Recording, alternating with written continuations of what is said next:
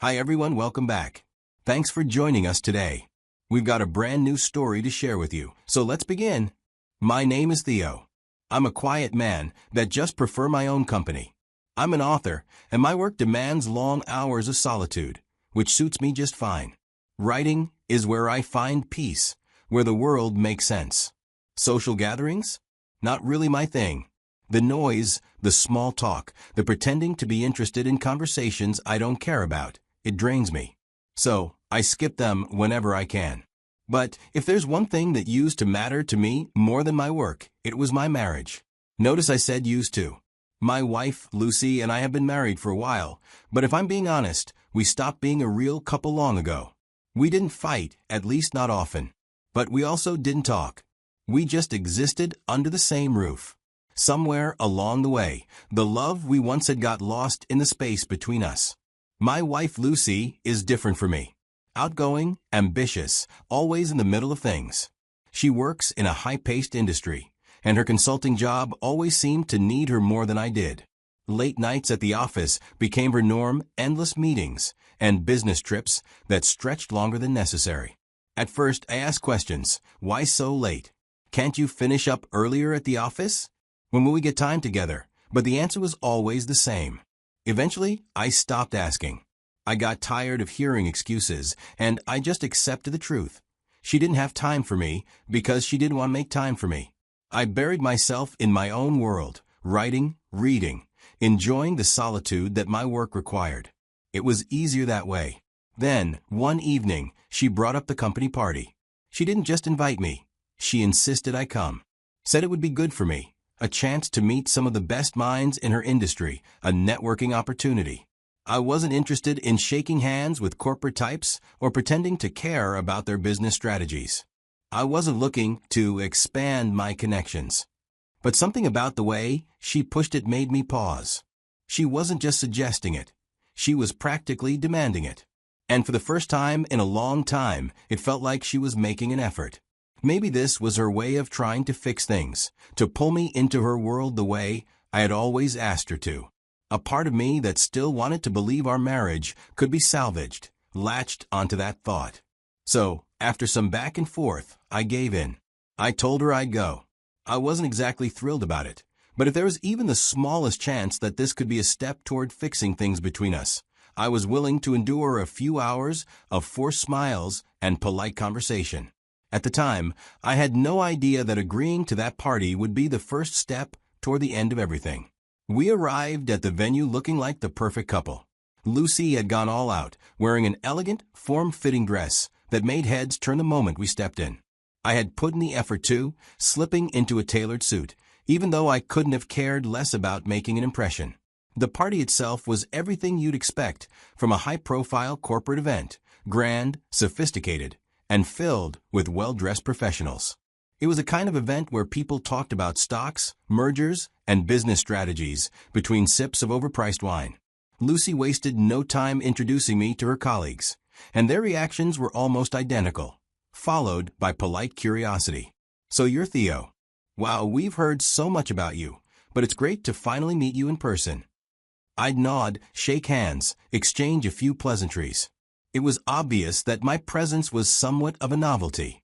I was the mysterious husband they had only heard about in passing, the man who never showed up to company gatherings. Some of them tried to probe, asking about my work, my books, my thoughts on whatever topic they assumed I'd be interested in. Surprisingly, I found myself engaging more than I expected. This night might actually be worth something. The evening had been going surprisingly well. I won't say I was enjoying myself, but I had settled into the atmosphere. The conversations were tolerable, the drinks were decent, and for the first time in a long while, Lucy seemed to acknowledge my presence in her world. I wasn't naive enough to think this night would magically fix the cracks in our marriage, but for a moment I allowed myself to believe that maybe, just maybe, this was a step toward something better. Everything was going well. I could see Lucy glancing at me every now and then, possibly pleased that I was making an effort. Until the music changed. The lights dimmed slightly, and the dance floor started filling up with couples. I wasn't really paying attention, until I noticed a man approaching us. He didn't acknowledge me. He walked straight up to Lucy. "Shall we?" he asked, his voice smooth and self-assured, holding out his hand like he already knew the answer. For a split second, I waited for Lucy to shake her head, maybe laugh it off and stay where she was. I expected her to wave him away, to tell him she was here with her husband. But instead she smiled. She was about to accept. Instinct took over. I reached out, my hand firm on her wrist, holding her back before she could take a step. My voice was low, controlled. "You're not going anywhere." The man, Wilson, I would later learn, finally acknowledged my existence. He turned his head slightly, focusing on me. He didn't say anything at first. I held my ground. "If you want to dance with my wife, do things the right way. Or don't do them at all." That should have been the end of it. But it wasn't. Lucy turned to me, with an expression twisted in frustration and anger. "What the hell is wrong with you?" she snapped, jerking her arm away from my grip. "You're embarrassing me." I looked at her, shocked at what she just did. She turned back to Wilson, brushing past me like I was nothing more than an obstacle in her path. She was about to leave with him, right in front of me, with no shame, no hesitation. I felt something snap inside me. "If you move an inch, I will be forced to end this marriage." That was when Wilson finally reacted. He turned fully to face me, looking me dead in the eyes, and with a quiet, deliberate voice, he said, "You've always been a weakling, and you won't do anything." Then, without breaking eye contact, he reached for Lucy's hand, pulled her along, and just like that, she followed. I felt the weight of the humiliation pressing down on me, but I refused to give them the satisfaction of a reaction. I wouldn't be the fool who caused a scene at a party filled with her colleagues. Instead, I turned around and walked away, alone. When Lucy finally came home that night, I was still awake. I heard the front door open and the distinct sound of her heels clicking against the hardwood floor. I had already made up my mind about many things that night, yet sleep refused to come. A few minutes later, she stood in the doorway with her arms crossed. I expected her to offer a weak excuse or at least a simple explanation for her actions at the party. Instead, she launched straight into an angry tirade. I let her speak without interruption. "You embarrass me," she declared sharply, her eyes burning with resentment. "You made a scene for no reason, and then you just left. You abandoned me at my own work party." I stood there silently, absorbing every word. In her mind, she was the victim, and I was the one who had ruined everything. As I listened, it became unmistakably clear that Lucy no longer respected me, not as her husband and certainly not as a man. A marriage built without mutual respect is like a house constructed on unstable ground, doomed to fall apart. I knew that arguing with her at that moment would be pointless. She had already decided that she was right, and no amount of debate would change her mind. Instead, her harsh words only confirmed what I had long suspected. Lucy's actions and her refusal to take responsibility had sealed our fate. Yet, before I could fully address the issues in our relationship, there was another matter I needed to handle. Wilson. I was not the type of man who sought out conflict, but I also did not let serious boundary violations pass by unchallenged. Wilson had crossed a line when he approached Lucy so boldly at the party, clearly believing that I was too weak to do anything about it. His overconfidence was his first and most significant mistake. I resolved then that I would not allow anyone to disrespect me, and I would take the necessary steps to hold him accountable for his actions. The next morning, Lucy barely acknowledges my presence. No greetings, no small talk, just a cold, empty silence. She moves around the house as if I don't exist, slamming drawers a little harder than usual, sighing dramatically, making it clear she's still punishing me for the party. I don't react. I've already checked out of whatever twisted game she's playing. My mind is on something else. By midday, I make my move.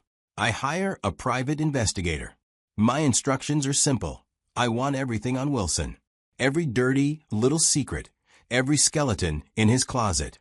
Where he lives, who he talks to, where he spends his nights. If there's something to be found, I want it in my hands. The investigator doesn't ask questions.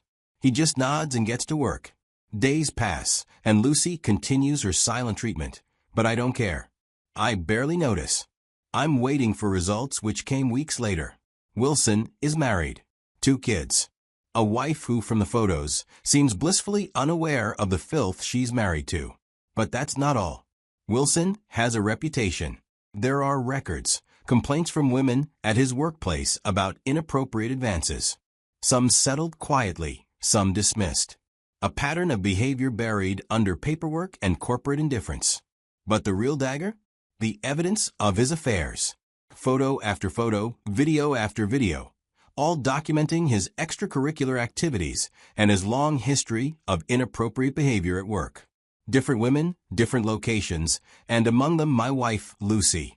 The photos and videos had timestamps. He met these ladies in various locations, hotels, lounges, and even a few late-night meetings in secluded parking lots. Seeing that my wife had some sort of affair with him broke my heart, but I don't let it consume me. I suspected it, but now I have proof. Wilson doesn't know it yet, but he's finished. The first strike had to be personal. His wife deserved to know who she was married to. I put together a package. A USB flash drive loaded with images and videos of Wilson in places a married man had no business being. He was careless, and I had the receipts to prove it. Alongside it, I added a handwritten note. You deserve better. It was delivered straight to her doorstep. I hired a delivery man to drop it off. I gave it a few days, letting the fire spread inside their home, letting her process the betrayal. Maybe she confronted him or packed her bags and left.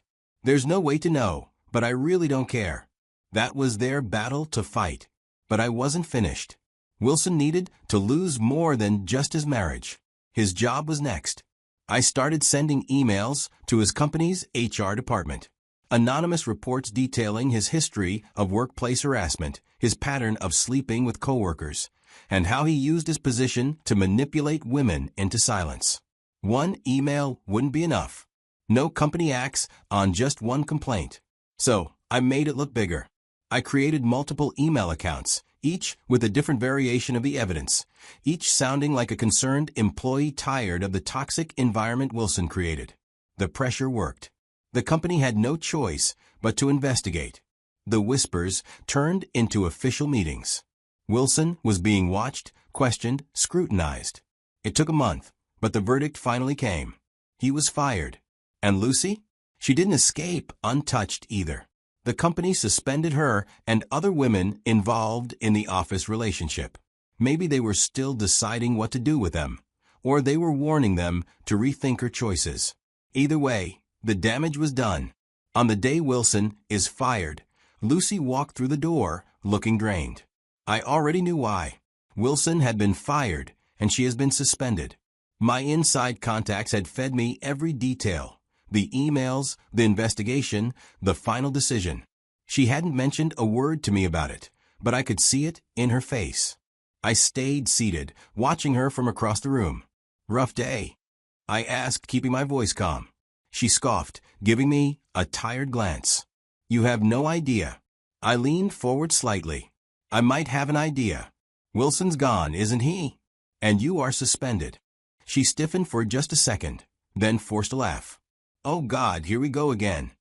She shook her head and walked toward the kitchen, pretending she hadn't just heard what I said. I didn't let her escape. How long were you sleeping with him, Lucy? That stopped her in her tracks.